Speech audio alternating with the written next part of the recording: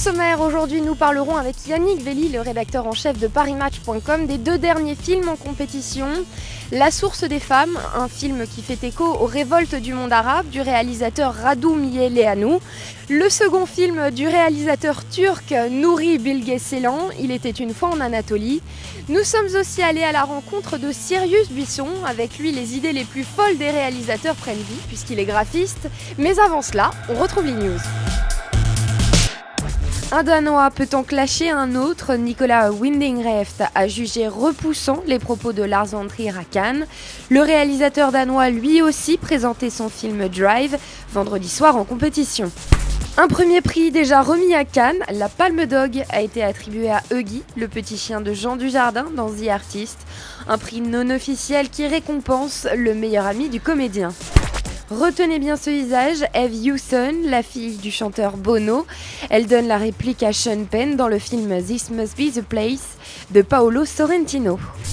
Sur les marches de Cannes, Sean Penn a renoncé au look gothique qu'il affiche dans le film de Sorrentino. Le comédien y joue une ancienne rockstar qui revient sur les traces de son père. Nous sommes allés à la rencontre de Cyrus Buisson. C'est à lui que les réalisateurs demandent de faire exploser des immeubles ou de recréer des univers. Il nous explique son métier.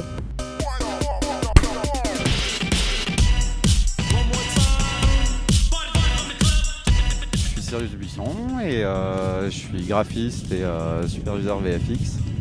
Je travaille dans les effets spéciaux. J'ai travaillé sur Speed Racer et puis plus récemment Lasso et Thor. Justement, j'ai vu Lasso et je n'ai pas vu particulièrement d'images de synthèse. Et pourtant, il y en avait. En fait, sur Lasso, nous on s'est occupé de faire l'avion, que ce soit en vol ou sur le tarmac. C'est vrai que sur un film comme Thor, c'est plus compliqué parce que c'est une vision où il faut tout inventer. Sur Lasso, il y avait des bases puisqu'on avait quand même des références et on avait un avion auquel on devait coller. Est-ce que la 3D, ça change quelque chose à votre métier? Le relief, ça change. Une chose importante dans notre métier, c'est que c'est 2 fois plus long et 2 fois plus compliqué puisqu'il faut tout faire en double. Parce que pour pouvoir avoir du relief, il faut doubler les caméras et donc ça demande 2 fois plus d'heures de rendu. Et vous êtes venu avec quel projet à Cannes?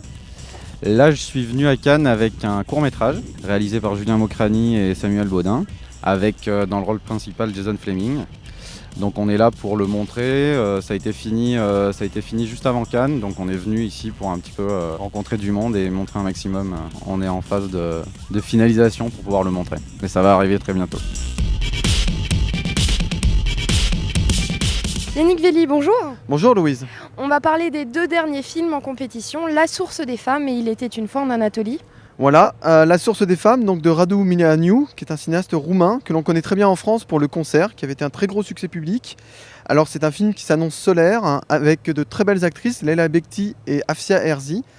Et le scénario est annoncé très bon, donc on a hâte de le découvrir. Et donc le deuxième film, c'est Il était une fois en Anatolie, du turc Nuri Bilge Ceylan.